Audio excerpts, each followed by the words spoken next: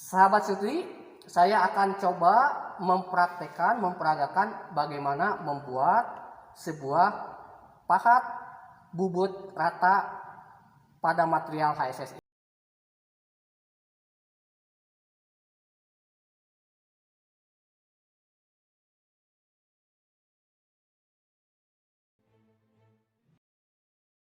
Studi, perhatikan posisi batu gerinda. Pertama, batu gerinda, posisi batu gerinda ini harus rata ya. Si permukaan batu gerinda harus rata. Jangan sampai si permukaan batu gerinda nanti bergelombang, karena hasil yang diperoleh ke pahat bubut ini akan bergelombang juga ya. Nah, kemudian perhatikan dari tumpuan dari mesin gerinda ini, karena ini akan berdampak juga kepada hasil termasuk keselamatan kerja ya. Kemudian batu gerindanya juga lihat ya, dilihat batu gerindanya, diameternya harus posisi ya masih layak lah ya, posisinya masih layak. Oke, saya akan coba praktekkan dan saya coba akan hidupkan. Oke, batu gerinda ini sudah menyala ya, udah hidup. Oke, kita coba tempelkan si pahat bubut ini.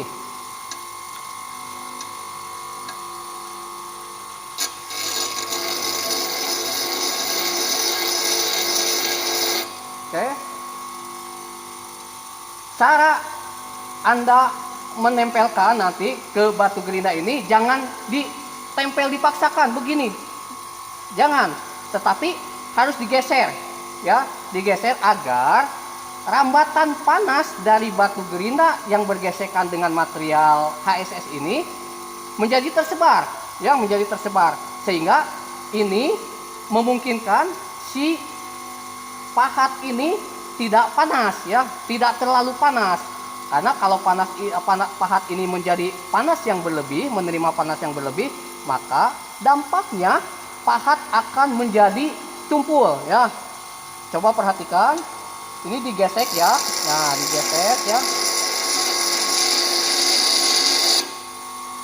Oke, jangan sampai, diusahakan ketika mengasah pahat, jangan sampai pahat ini gosong ya, jangan sampai pahat ini gosong. Terus ya, karena diperlukan kesabaran. Oke, kemudian tumpuan ini menjadi pergeseran kita, pergerakan kita ya. Jangan sampai justru nanti ditahan oleh tangan, jangan. Ini saja biarkan si tumpuan ini yang menjadi tahanan, karena proses si sudut ini akan dibentuk oleh si diameter batu gerinda. Nah, seperti ini saya menahankan si pahat ini ke tumpuannya, ke tumpuan si mesin gerinda ini. Nah ya, seperti ini. Kemudian terus hal-hal seperti ini akan berulang-ulang ya, akan berulang-ulang sampai si pahat ini terbentuk sudutnya ya, terbentuk sudutnya.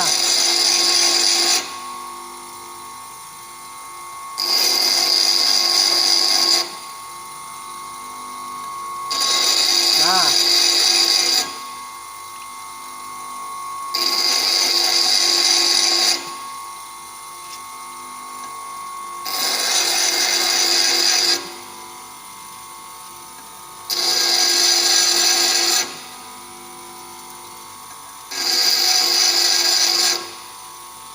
oke, pahat ini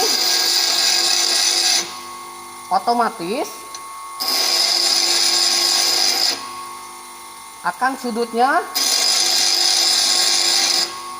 terbentuk ya.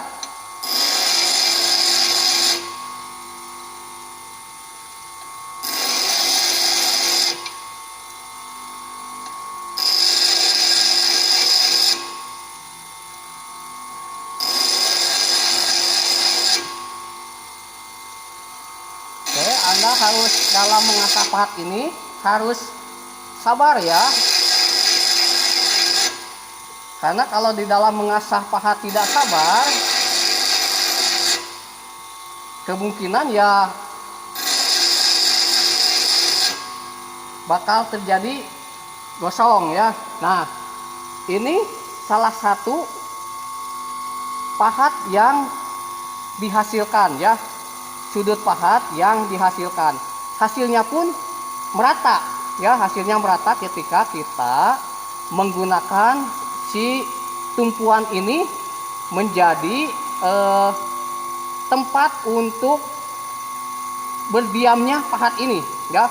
Tetapi kalau kita menggunakan tangan, posisinya tumpuan itu biasanya akan berubah-ubah. Nah, ya. Kemudian paling enak biasanya kalau dalam mengasah pahat itu paling enak ketika kita ngasah itu dipegang ininya ya, dipegang oleh tangan. Nah, itu sesungguhnya sangat berdampak karena tangan itu kan berkeringat. Tangan berkeringat, kemudian di sini ada panas. Ketika panas ini menyerap si keringat ya, keringat, jadi otomatis akan memunculkan karat, korosi ya, akan meninggalkan korosi sehingga akan menyebabkan si pahat ini kekuatannya berkurang. Nah, oleh sebab itu biarkan si pahat ini secara alami ya, dingin dengan bantuan udara dan bantuan air coolant ini ya. Baik, pahat ini sudah terbentuk. Nah, tinggal si pahat bebasnya sudah terbentuk. Oke, tadi saya sampaikan bahwa saya tidak lagi menggunakan posisi bevel protector untuk mengukur ini. Tapi kalau pemula mau menggunakan bevel protector, Anda silahkan Anda pakai bevel protector untuk diukur sudut yang diharapkannya ya berapa, dipersilahkan. Jadi kalau saya mau perhatikan, jadi Anda kalau mau menggunakan tadi alat ukur bevel protector, silahkan Anda menggunakan ini. Jadi sudutnya berapa yang diminta atau yang diinginkan. Nah, jadi nanti akan terlihat di sini ya. Nah, oke. Selanjutnya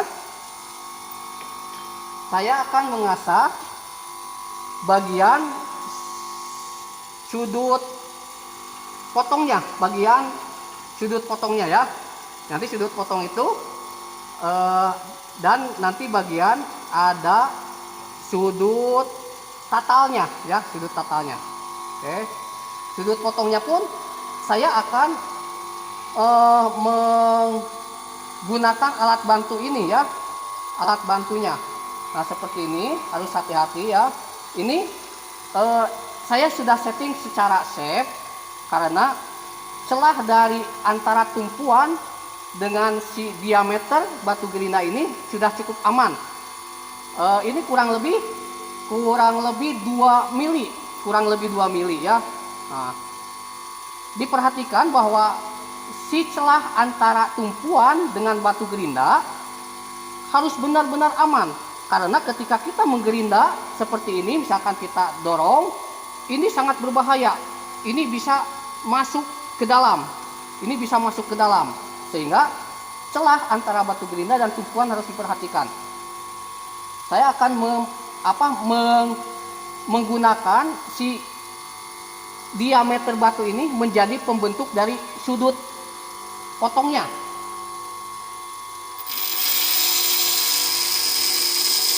Nah, ini udah otomatis sebetulnya bagian bawah sudah tersayat ya oleh batu gerinda dengan menggunakan bantuan atau diameter batu gerinda. Jadi tidak kita miringkan lagi. Saya tumpukan ini.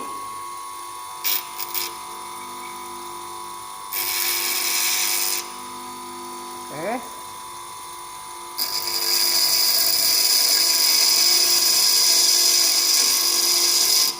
Oke, proses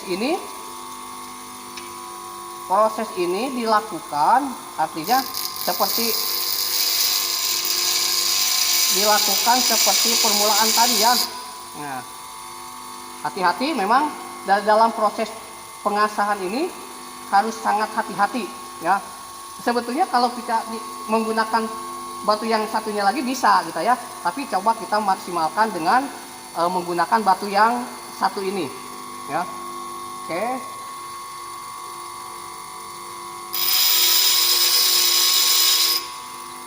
Perhatikan pembentukan batu ini, pembentukan pahat bubut ini sudah dibentuk oleh si diameter batu gerinda. Nah ya, sudah dibentuk oleh diameter batu gerinda.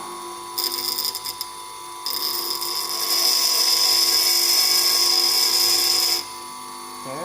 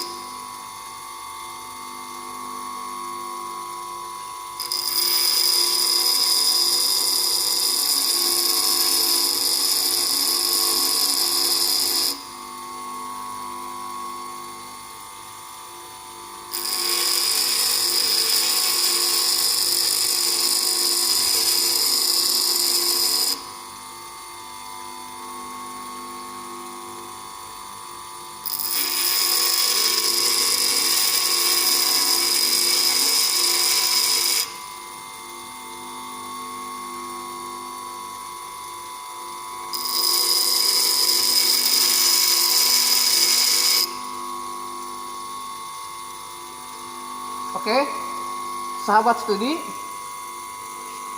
ini sudut potong yang dibentuk oleh diameter batu gerinda. Nah, kalau Anda perhatikan, ini sudut bebasnya sudah terbentuk ya. Sudut bebasnya artinya si pahat ini untuk memotong sudah terbentuk. Nah, kemudian kalau Anda perhatikan ya, pahat jenis seperti ini sudah bisa dipakai, sudah bisa digunakan tanpa kita memberikan sudut tatal. Sudut tatal ini kalaupun tidak diberikan tidak masalah, masih bisa dipakai. Tetapi kalau mau dibentuk sudut tatal ini tidak masalah juga. Ya, biar nanti biasanya dari hasil ketika sudut tatal ini dibuat itu biasanya lebih baik hasilnya, karena akan terbentuk 3 sudut, 1, 2, dan 3. Nah ya, nah kemudian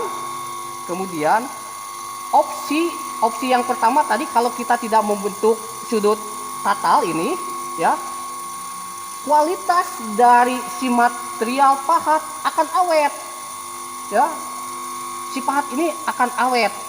Nah, biasanya ketika mendapatkan suatu material yang keras atau ada benturan atau ada coakan, si materialnya nggak mulus lah gitu, dengan jenis pahat seperti ini akan awet. Nah ya, tetapi kalau ini mau dibentuk tidak masalah juga, karena di dalam teori dalam pembentukan pahat itu ada 3 posisi 1, 2, dan 3. Ada sudut makan, sudut bebas, dan sudut tatal. Nah gitu ya.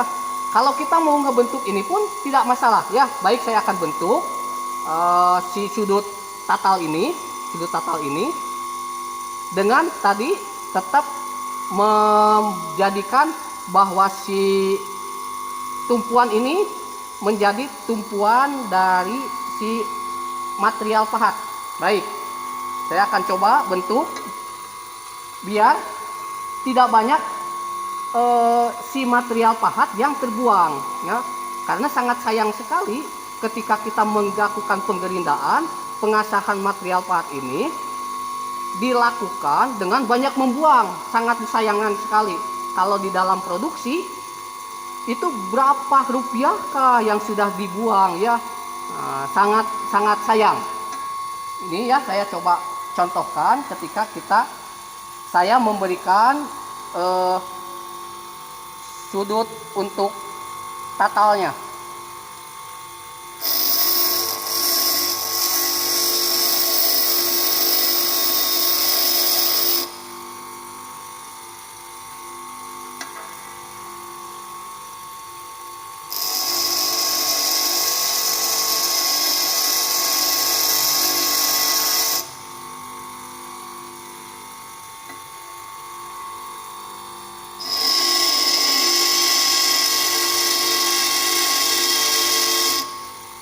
Ini akan seperti ini, akan terbentuk ya. Ini belum selesai semua. Tetapi tadi disampaikan bahwa kalau ingin pahat ini awet, nih ada bagian terkecil yang putih ini tidak kita habiskan. Ini akan menjadi pemotong juga.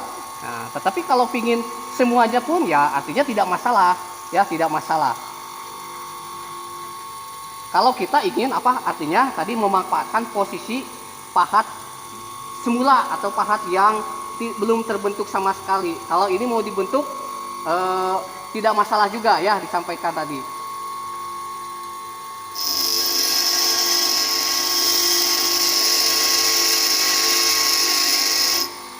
Oke.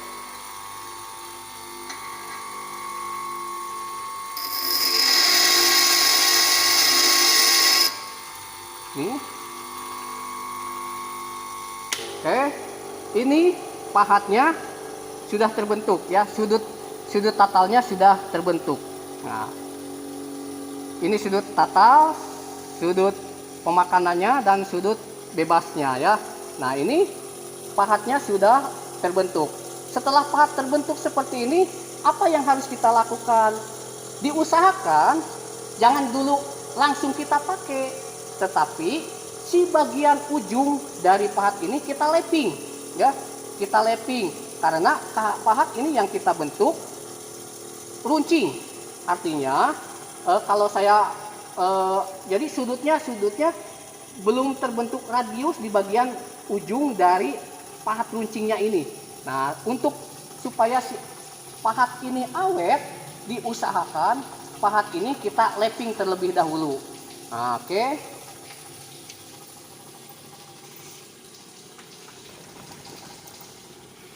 Ini bagaimana cara nge-lapping? Ini pahatnya sudah terbentuk ya, pahatnya bisa dilihat ya, pahatnya sudah terbentuk. Nah, kita lapping itu posisinya ini di gini. Nah, supaya si posisi dari pahat ini menjadi agak radius. Jadi radiusnya tidak sangat signifikan, hanya terbentuk radius saja, artinya untuk menghilangkan posisi si keruncingannya saja ya, biar nanti si runcingnya tidak terlalu ya. Nah, di lapping. Kemudian kalau setelah begini kita boleh pergunakan pahat HSS ini. Nah, di dalam bentuknya kenapa seperti begini gitu ya. Sebetulnya kan pahat ini ada pahat yang untuk chamfer, ada yang pahat bubut rata. Bubut rata saya seperti ini bentuknya. Sebetulnya ada apa sudut untuk posisi di pahat di posisi makan ya. Di posisi pemakanan itu agak miring. Tetapi saya memanfaatkan posisi dari pahat yang semula awalnya ya, karena semakin banyak kita buang nanti si pahat ini akan semakin banyak posisinya, kemiringannya akan semakin terbentuk terus sehingga pahat ini nanti sudah tidak berprofil lagi. Saya coba membentuk pahat seperti ini agar ya pahat ini bentuknya memiliki dimensi panjang. Nah, oleh sebab itu, maka Anda dalam memproses ketika pahat bubut ini terjadi rusak atau trouble, ada kerusakan, maka diusahakan Anda mengasah adalah bagian panjangnya, ya, supaya si pahat ini nantinya jadi memenek, ya. Kalau sudah memenek kan sudah tidak bisa terpakai. Oleh sebab itu jangan mengasah pahat ke bagian samping, ya. Kalau ke bagian samping nantinya si pahat ini akan sudah tidak berbentuk profil lagi. Oke, perlu diingat ya, kata kuncinya adalah jangan mengasah pahat ke bagian samping, tapi berupaya mengasah pahat ke bagian panjangnya. Oke? Sahabat studi, demikian video yang saya buat dalam sesi pembuatan pahat bubut HSS. Jangan lupa like, komen, dan subscribe. Assalamualaikum warahmatullahi wabarakatuh.